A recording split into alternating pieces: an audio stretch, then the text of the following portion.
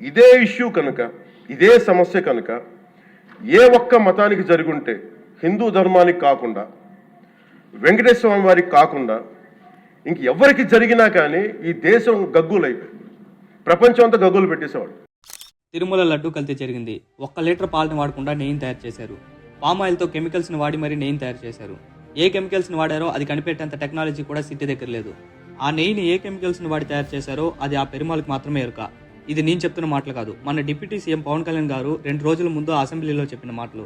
అసెంబ్లీలో పవన్ కళ్యాణ్ గారు చెప్పిన విషయాలు, NDDB report details, SIT report details just 5 నిమిషాల్లో డీటెయిల్గా తెలుసుకుందాం. ఈ నెయ్యిలో కల్తీ జరగలేదు ఇవన్నీ వాళ్ళు మాట్లాడుతుంటే దాని మీద చాలా కంప్లీట్ వివరణ ఇవ్వాల్సిన అవసరం అనిపించింది విషయం. తిరుమల లడ్డూలో కల్తీ జరిగింది. జంతువుల కొవ్వు కలిసిందా లేదా కెమికల్స్ని వాడారా ఇవన్నీ పక్కన పెడితే లడ్డూలో కల్తీ అయితే జరిగింది. ఎన్డీడీబీ రిపోర్ట్లో, సిట్ రిపోర్ట్లో కల్తీ జరిగిందన్న విషయం క్లియర్గా, క్లారిటీగా అందులో మెన్షన్ అయింది. శ్రీవారి ప్రసాదాన్ని అపవిత్రం చేయాలని ఒక ప్లాన్ ప్రకారం కుట్ర జరిగినట్టు సిట్ తేల్చింది. ఒక ప్లాన్ ప్రకారం టెండర్ నియమాల్ని మార్చేశారు. నెయ్యి సరఫరా చేసే కంపెనీ టర్నోవర్ సంవత్సరానికి 250 కోట్లు ఉండాలి. వీళ్ళు 150 కోట్లకు తగ్గించారు. రోజుకి 4 లక్షల లీటర్ల పాలను సేకరించాలి. ఆ నిబంధనల్ని తొలగించారు. డైరీ రంగంలో 3 సంవత్సరాల ఎక్స్పీరియన్స్ ఉండాలి. దాన్ని 1 సంవత్సరానికి తగ్గించారు. ఒక్క రోజులో 12 టన్నుల వెన్నను తీయాలి. దాన్ని 8 టన్నులకు మార్చారు. ఒకరికి నెయ్యి కాంట్రాక్ట్ ఇవ్వాలి అంటే ఇన్ని నిబంధనలను మార్చాలి. ఇది జగన్ గవర్నమెంట్లో టీటీడీ మండలి తీసుకున్న నిర్ణయాలు. నెయ్యి సరఫరాకి కనీస అర్హతలు లేని కంపెనీలతో నెయ్యి కాంట్రాక్టులను కుదుర్చుకున్నారు. Bhole Baba diaries, మాల్గంగా, Vaishnavi dairy foods 1 litre కూడా పాల నుంచి నెయ్యిని తయారు చేయలేదు. అలాంటి కంపెనీలతో నెయ్యి కాంట్రాక్టులను కుదుర్చుకున్నారు. ఇప్పుడు ఎందుకు ఇంత డిస్కషన్ అవుతుందో మనందరం కూర్చోబెట్టి ఇంత సభా సమయాన్ని ప్రజలకు ఇవ్వాల్సింది కేవలం తిరుపతి లడ్డు గురించి ఎందుకు మాట్లాడాల్సి వస్తుందంటే, వాళ్ళు నిజంగా కనుక ఉప్పేసుకుని ఉంటే కల్తీ జరిగింది, దానికి తగ్గ లా ఏం కోర్స్ యాక్షన్ ఏం తీసుకోవాలో తీసేసుకుని అయిపోతుంటే దానికి ఎవరైతే పర్పెట్రేటర్స్ ఉన్నారో వాళ్ళకి ఆ శిక్షగా వెళ్ళిపోతారు. అలా కాకుండా అసలు ఆ నెయ్యిలో కల్తీ లేదు, యానిమల్ ఫ్యాట్ లేదు, రిపోర్ట్ ఇచ్చిన తర్వాత ఇవన్నీ. అందుకని ఈ సభ ఈరోజు ఇంతమంది మాట్లాడాల్సి వస్తుంది. 2019 సంవత్సరం నుంచి 2024 మధ్య కాలంలో 48 కోట్ల లడ్డు ప్రసాదాలు విక్రయాలు జరిగాయి. దాంట్లో 20 కోట్ల లడ్డూలు కల్తీ నెయ్యితో తయారు చేయబడ్డాయని టీటీడీ రికార్డ్స్ చెబుతున్నాయి. అలాగే దీంట్లో 1,00,000 లడ్డూలు కూడా అయోధ్య రామ మందిరానికి పంపించారు. దీనికి సంబంధించినంత వరకు అప్పుడు టీటీడీ పాలక మండలి బాధ్యత వహించాలి. వాళ్ళకి ఎవరైతే సపోర్ట్ చేస్తున్నారో, వెనకేసుకొస్తున్నారో వాళ్ళు కూడా దీనికి బాధ్యత వహించాలి. దోషులకి ఖచ్చితంగా శిక్ష పడాలి. ఇది వేరే ఏ మతం మీద జరిగినా సరే, క్రిస్టియానిటీ అయినా, ఇస్లామీ అయినా పరిస్థితి ఇలా ఉండేది కాదు.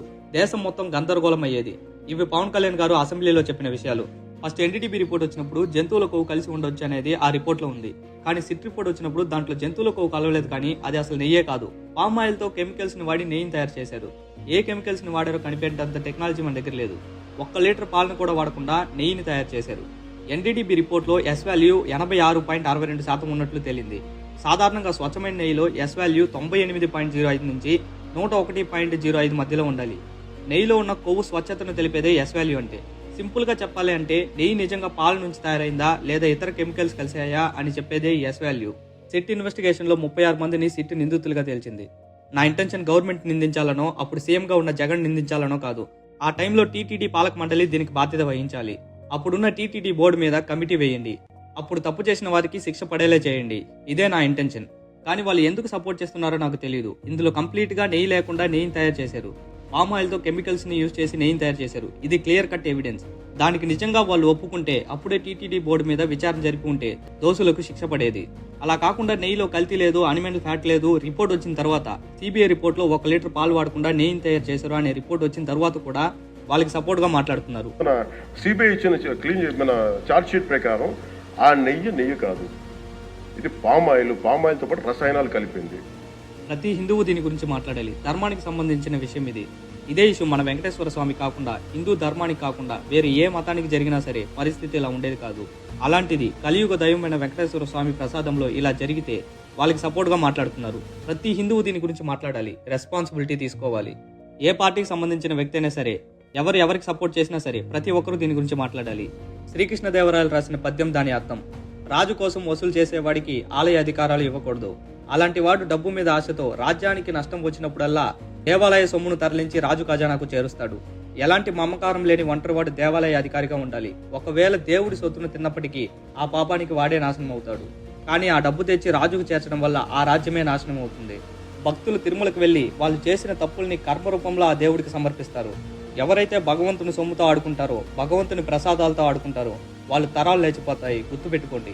వెంకటేశ్వర స్వామిని పూజించే ప్రతి ఒక్కరూ దీని గురించి మాట్లాడాలి. ప్రతి ఒక్క హిందువు దీని గురించి మాట్లాడాలి. మన హిందువులకి బై నేచర్ అన్ని మతాలని గౌరవించే అలవాటు ఉంటుంది. దర్గాలో రొట్టెల పండుగ జరిపితే దానికి వెళ్తాము, చర్చిలో క్రిస్మస్ జరిపితే సెలబ్రేట్ చేసుకుంటాము. బై నేచర్ మనకి అలవాటు ఉంటుంది. అలాంటిది మన తిరుమల లడ్డూపై కల్తీ జరిగితే ప్రతి ఒక్కరూ దీని గురించి మాట్లాడాలి. అసెంబ్లీలో పవన్ కళ్యాణ్ గారు వీటి గురించే మాట్లాడారు. తిరుమల పవిత్రమైన లడ్డు కల్తీ జరిగింది, ఆవుకో కలిసి ఉండవచ్చని ఎన్డీటీవీ రిపోర్ట్ చెప్తుంది. సిట్ రిపోర్ట్లో అసలు నెయ్యి కాదని చెప్తుంది.